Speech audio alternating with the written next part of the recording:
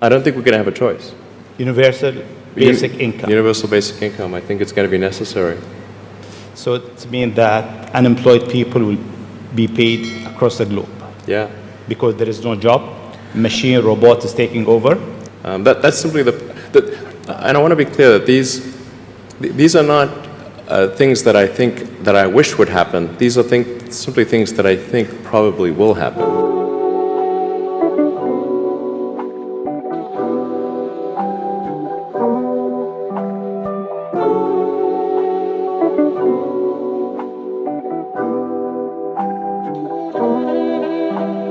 Is a social credit score system. If you go to China, they're piloting it a few years ago in Shenzhen. So I lived overseas. If you go to Shenzhen, back in 2017, they already had facial recognition cameras there. So if you jaywalked in Shenzhen, they would immediately detect that and send you a notification, and they would deduct money from your what they call WeChat account. They use two main apps, WeChat and Alipay. So you can actually deduct your money directly from your account. This is 4 years ago, so this is not like some sort of conspiracy theory. It's not something that's going to happen 10 years into the future. This happened pre-corona in China. And so this system in China that exists is extremely advanced. They can detect if it's a man or a woman. They can guess your age. They can detect what kind of car model it is, who the manufacturer is. This is a sort of technology that we see in all these dystopian sort of films and whatever, and people keep putting it off and thinking that this is something that's going to happen later in my kid's lifetime or my grandkids. It's already here. And if this gets implemented anywhere, especially in a Western nation, it's not going away. And they're going to ask if you're gay. They're going to be asking if you ate 3 pizzas this week because it's unhealthy. If you buy certain books from certain countries, your country doesn't like you will lose points in the social credit score system. So this is already the reality of the world in certain places, and we need to be aware of that if you don't want that or if we do. It's total control. Everything you do or don't do will be calculated. To the point where if they can detect your GPS signal, if you have a phone on you, they can detect who you're hanging out with. Oh, you're hanging out with somebody that said something bad 9 years ago on Weibo, okay, like a Chinese equivalent to Facebook or something like that, right? Oh, you lose 2 points. Oh, you bought Japanese books, you lose 5 points because you don't like Japan. This is what is going to come here because it's already there.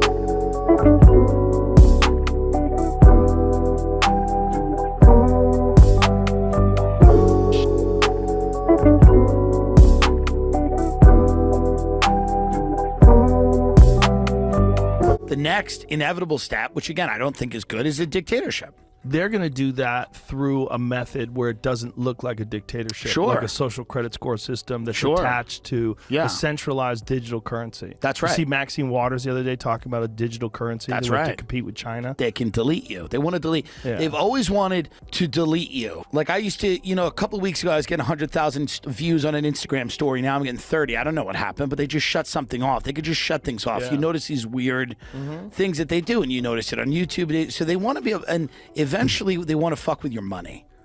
They want to fuck with your money because that's the heart and soul of what they can do. So that centralized currency or whatever it is, they will just enforce compliance by the terrifying reality that they can take it all from you immediately. And there's got to be we know there's coordination between Twitter and the White House. And then there's this push towards a solely digital currency that's happening. We saw a step in that direction this week with the ANZ Bank stopping withdrawals of cash in some of their branches. Now, this is a good decision for ANZ, and I expect other banks will follow suit, but it's not a good decision for us. It also suits the government's move to a central bank digital currency. Let me explain how this is going to work. Cash will be phased out, and that process is already underway. It's no longer accepted for payment everywhere, and a previous government tried to ban some cash transactions and even cancel the $100 note. For those unaware of the history, that was the freedom-loving Liberal government, by the way. Anyway, once everyone is used to a purely digital payment means, they can simply flick a switch to move the monetary system to the blockchain. You will not even notice this until it actually impacts you. You see, blockchain-based currency is also programmable currency. Government could theoretically limit your ability to spend your money in any way they want to. and that also have total control over your money. Say you get a speeding fine. Why wait for the cheque to go? They can take the cash directly from your account. What if you go to a meeting for the wrong political cause? You could have all your money frozen, for example. Maybe you put something on social media that's deemed unacceptable. Well, it could be more than just your Facebook account that's stopped. A central bank digital currency is the ultimate tool of control.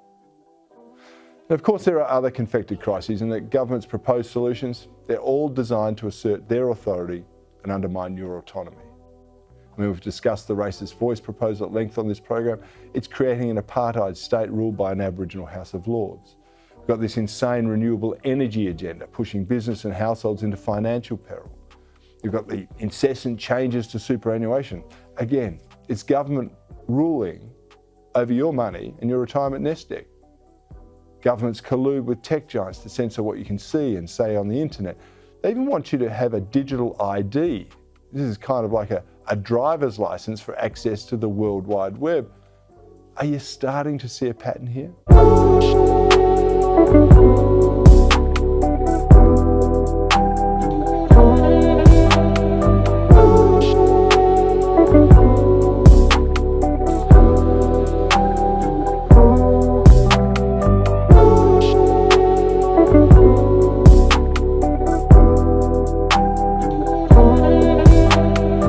Very strange. This is Whole Foods Market. They scan your stuff in your bag, right? So you can't even walk into Whole Foods unless you go through this machine? I need my own QR code. How do I get my own QR code? How do I get my own QR code? I have to have my own QR code to come into Whole Foods? You don't have to stand in line when you leave. What do they do? They just what? It just knows you have it because it scans it. It knows you have products? Yeah, it's the Wi-Fi or whatever it is. It scans your products. Whoa. And this is the future of grocery stores? Whoa. So we had 10 minutes, now we got 5.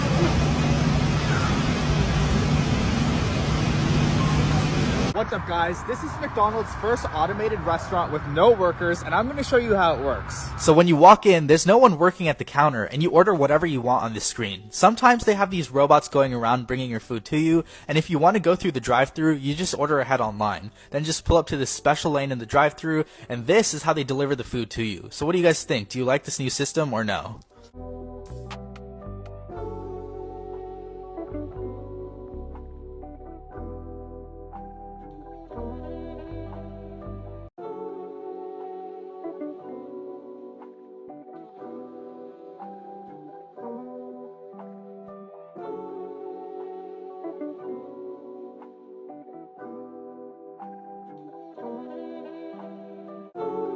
Good morning, everyone. I am now here in Dallas, Texas, here in the airport, and check out what is behind me.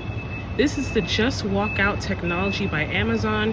You enter with a credit card or a mobile wallet, and you take whatever you want from the store and you buy it. Friends, we are transitioning to a cashless society, and we are behooved to get ready because the mark of the beast crisis is coming.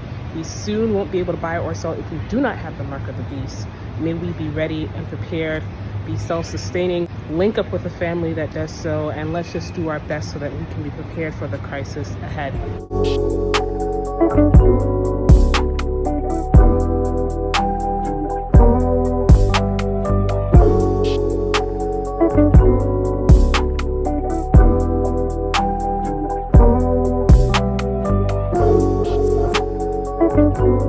Australian cities are becoming digital surveillance precincts, with so-called smart city programs being rolled out across the country. Invasive technology such as facial recognition cameras, licence plate readers, smart lights, smart poles, smart cars, smart neighbourhoods, smart homes and smart appliances, all connected to wireless networks and communicating with each other. So what's wrong with that?